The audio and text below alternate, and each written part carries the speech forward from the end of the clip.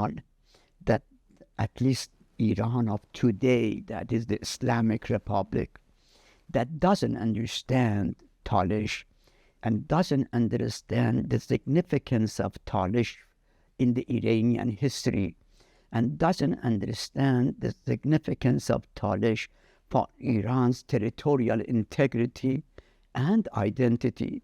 Let me remind everybody, Talysh is the first original group that formed Iran.